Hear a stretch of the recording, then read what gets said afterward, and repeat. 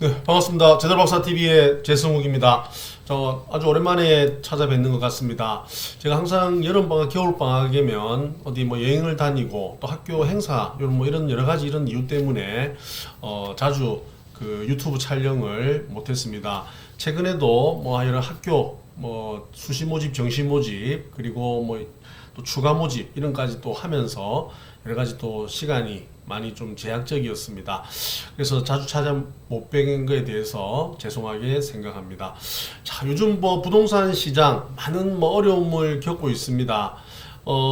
제가 아는 많은 어떤 공인중개사 소장님도 살다 이렇게 계약이 안 되는 건 처음 봤다라고 이야기하고 있습니다. 작년 하반기에 조금 거래가 부산 같은 경우에는 한 3, 4천 건 이렇게 올라오다가 다시 지금 1월달 뭐 한 1,000건 정도로 많이 내려갔습니다. 그리고 아직까지 좀 회복이 되기가 상당히 지금 어려움을 좀 겪고 있는 이런 상황이다 볼 수 있습니다. 그래서 오늘 제도박사TV에서는 2025년 바뀐 부동산 제도 에 대한 내용을 설명드리도록 하겠습니다. 신생아 특례 대출 소득 요건 완화와 그 다음에 대출 중도 상한 수수료 50% 완화, 그럼 재건축 진입 문턱 완화, 그다음 스트레스 DSR이 이제 7월 달부터 시행이 되는데 이게 연기가 될지 아니면 수도권과 지방을 따로 분리할지 뭐 이건 좀 지켜봐야 되겠지만 하여튼 3단계가 실시되는 것은 맞습니다. 그리고 청년 주택 드림, 청약 통장에 대한 내용, 그리고 세컨드홈 1주택자 세제 혜택과 그리고 기타 달라지는 제도 요 정리를 해서 1부, 2부 이렇게 따로 이렇게 진행을 한번 해보도록 그렇게 하겠습니다. 올해 집을 사도 되겠습니까? 2025년 달라지는 제도 요 내용입니다. 뭐 어떤 내용이 바뀌는지, 그리고 각각 뭐 내가 공인중개사라면 이런 어떤 제도가 있는 걸 숙지하고 나중에 손님에게 이런 제도에 대한 설명을 하면서 계약을 완성을 하셔야 되고, 내가 투자자다 그리고 내가 매수자다 이러면 매수자의 관점에서 어떤 혜택을 가질 수 있는지, 뭐 예를 들어서 내가 뭐 신혼부부인데 이제 앞으로 아기를 가질 계획이 있다라고 하면 그 아기가 나중에 그 태어나는 시점을 통해서 이렇게 또 신생아 특례 대출이라는 것을 활용하면 되겠죠. 또 매도인도 마찬가지로 뭐 DSR 제도라든지 이런 것들이 언제쯤 시작이 되고 또 실행이 되는지를 잘 알고 있어야지 집을 또 언제 팔고 또 내가 또 갈아타기를 할 것인지를 잘 판단할 수 있다라고 생각을 합니다. 자, 그럼 첫 번째 2025년 달라진 부동산 제도 총정리를 한번 해보겠습니다. 먼저 첫 번째 신생아 특례 대출 소득 요건 완화입니다. 자, 신생아 특례 대출은 많은 분들이 좀 궁금해 하시는데 집을 매매할 때만 가능합니까? 아닙니다. 집을 전세를 내가 구할 때도 가능합니다. 그래서 신생아 특례 대출은 매매와 전세가 둘 다 가능한 그런 어떤 상품이다라고 보시면 됩니다. 먼저 구입을 자금할 때는 어떤 조건이 있는데요. 주택 가액, 내가 살려고 하는 주택이 9억 이하면 됩니다. 9억 이하의 주택은 대출 한도가 얼마까지 나오냐면 5억까지 나옵니다. 그리고 내가 전세로 해야 되겠다. 그럼 전세 대상 주택 요건은 수도권은 5억이고요. 지방은 4억입니다. 여러분 잘 아시는 수도권은 서울특별시, 인천광역시, 경기도를 수도권이라고, 수도권 외를 우리는 지방이라고 하니까 뭐 부산, 경남, 울산 뭐 이런 지역들은 450까지 전세자금 대출이 신생아 특례 대출을 통해서 가능하다 보시면 되는데, 대출 한도는 3억까지 가능합니다. 요거는 뭐 수도권, 뭐 지방 같기 때문에 대출 한도 금액을 꼭 알고 가시면 좋을 것 같습니다.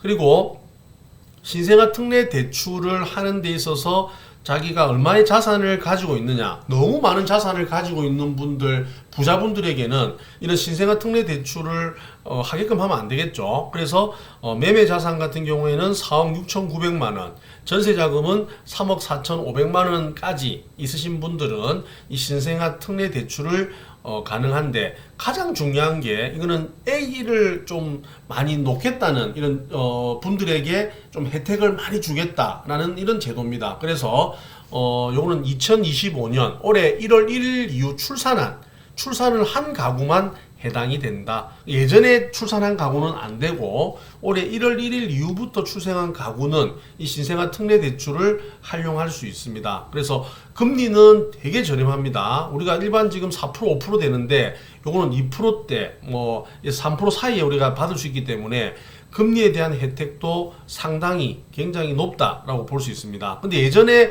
요 신생아 특례 대출 소득 요건이 부부 합산 1억 3천입니다.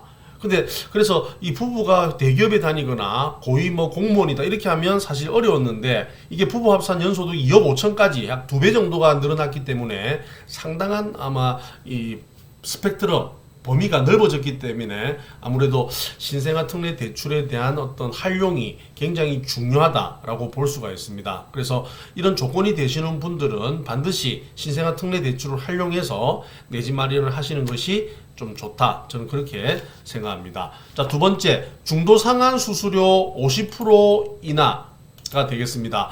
중도 상한이라는 것은 우리가 대출을 해가지고 대출을 다 갚기 전에 먼저 이 대출금을 다 상환하는 것을 우리가 중도 상환이라 합니다. 그럼 은행 입장에서는 내가 빌려준 돈을 빨리 갚기 때문에 좋은 거 아니냐라고 하지만 은행은 제일 좋아하는 고객은 대출을 해가지고 원리금이든 원금이든 계속 이자를 내면서 이렇게 원금을 갚아나는 고객을 제일 좋아하지 빨리 갚는 고객은 별로 좋아하지 않습니다. 그러면 중도 상한, 그래서 이제 중도 상한 수수료를 우리가 이제 은행들은 다 갖고 있습니다. 보통 3년이 지나야지 중도 상한 수수료가 없습니다. 그래서 뭐 1년 안에 1년에서 2년, 2년에서 3년 이 사이에는 중도 상한 수수료 비율이 좀 달라지는데요.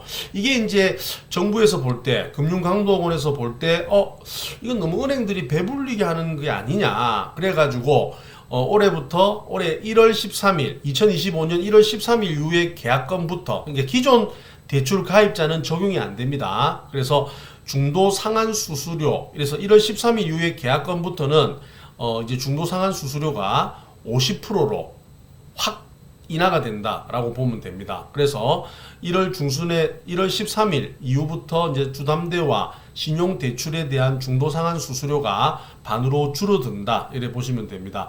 현재 중도 상한 수수료는 1.2에서 1.4니까 0.6에서 0.8%, 0.7% 요 사이에 50%가 적용이 되고 신용 대출은 0.6에서 0.8이니까 50% 할인하면 0.3, 0.4 이렇게 되니까 이렇게 잘 활용해 보시는 것도 좋을 것 같습니다. 그러면 지금 내가 집을 살려고 한다. 아까 예를 들어서 올해 1월 1일부터 신생아 특례 대출을 통해 가지고 내가 이제 집을 살려고 하시는 분들이 있다라고 하면 이 신생아 특례 대출을 통해가 중도 상환 나중에 이제 뭐 1년 안에 2년 안에 혹시 이제 중도 상환할 것 같으면 이런 분들도 중도 상환 수수료까지 또 감면이 되기 때문에 앞으로 금융 비용이 굉장히 많이 줄어들 수 있다라는 것이 가장 큰 장점이 아닌가 그렇게 생각합니다.